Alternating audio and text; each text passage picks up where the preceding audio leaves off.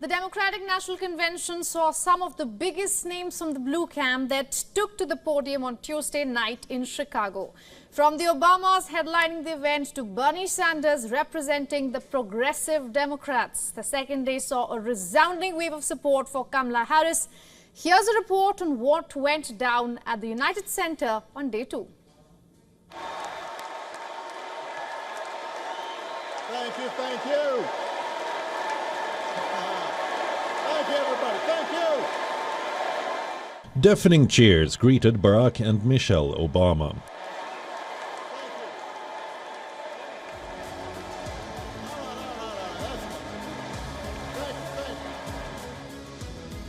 While outgoing President Joe Biden got a long and emotional ovation from the crowd. In his farewell speech on Monday, the reaction to the Obamas was closer to a frenzy. Chicago! It's good to be home! The next president... The pair, who still wield enormous influence in the Democratic Party, were treated as returning heroes, delivering back-to-back speeches that ripped apart Donald Trump.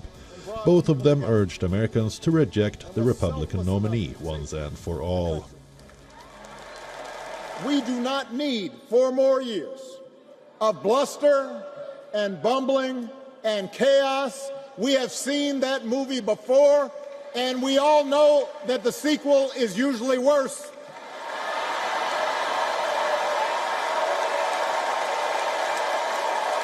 America's ready for a new chapter. America's ready for a better story. We are ready for a President Kamala Harris. Barack Obama was preceded by his wife, Michelle, a Chicago native, received a grand welcome and began her speech with a message of hope for America. The former First Lady also took an indirect dig at Trump for insinuating that Harris and other Democrats were not real Americans. America, hope is making a comeback.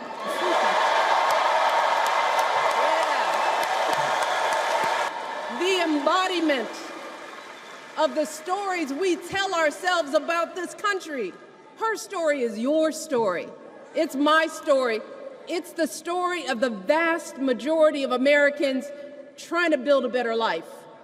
Look, Kamala knows, like we do, that regardless of where you come from, what you look like, who you love, how you worship, or what's in your bank account, we all deserve the opportunity to build a decent life.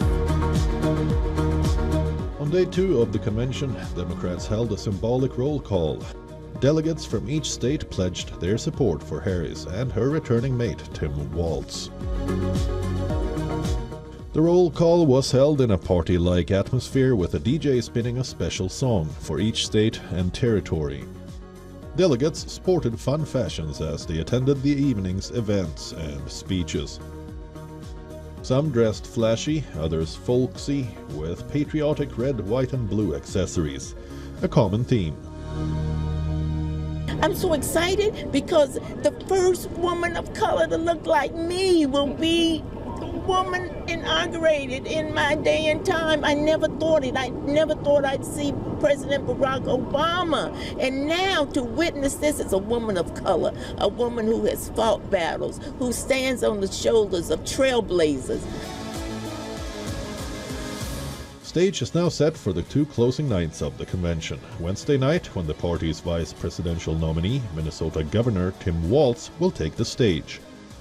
And Thursday, when Harris will close the gathering as the final sprint to Election Day begins.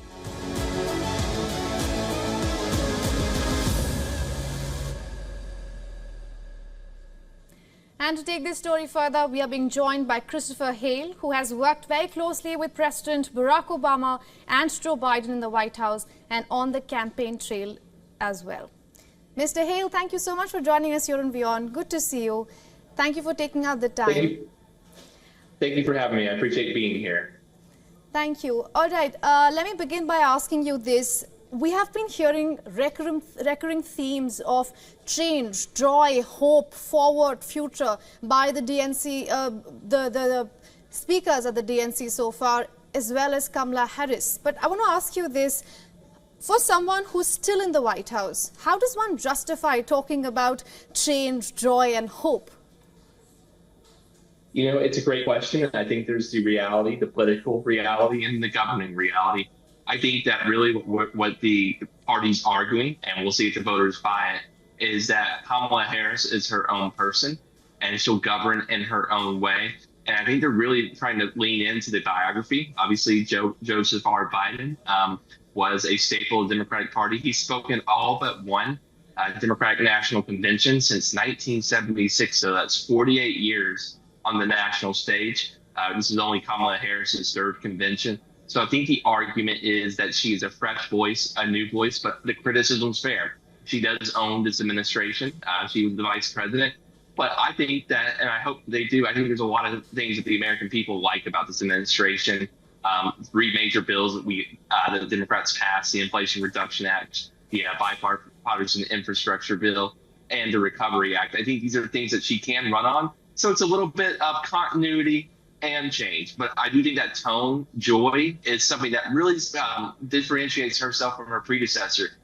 Joe Biden, something I didn't think was a great idea, him and his campaign really ran on overcoming January 6, 2021, which of course was an attempted insurrection led by former Donald Trump. She's less obsessed with that. She's moving forward.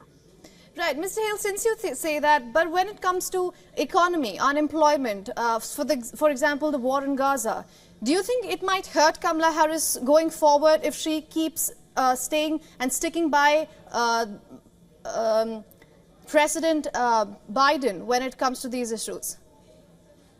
You know, it's a great question. I think the reality of it is that she needs President Biden's coalition. So she cannot separate herself too far.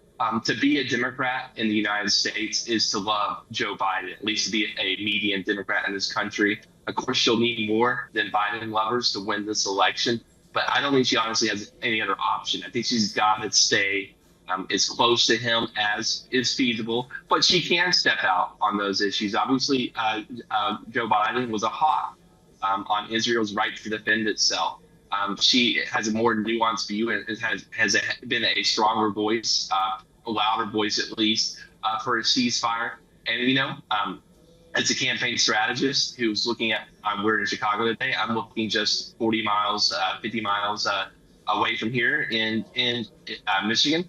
We need Muslim voters in Michigan who are very upset. And so I think her ability to move just away on some of these issues, I hope that the voters will give her a second look. She is her own person. And I think that we have to recognize that to be a vice president is to serve the administration, but it's not to be the decider of the administration. Right, Mr. Hale, I'm completely out of time, but very quickly, if you could tell me, you have worked with Barack Obama very quickly. You know what it is to be a Democrat and riding on opinion polls. What is going to be the biggest challenge right after DNC ends for Kamala Harris? We actually have to talk about policy. If a policy election, we're losing on the policy issues. If this is a policy election, Donald Trump will win. If this is a vibes, that's the word of the day, personality election, Kamala Harris will be elected the 47th president. All right, Mr. Hale, thank you so much for joining us on WION and getting us all those insights. Good to speak to you. Thank you so much. For all the latest news, download the WION app and subscribe to our YouTube channel.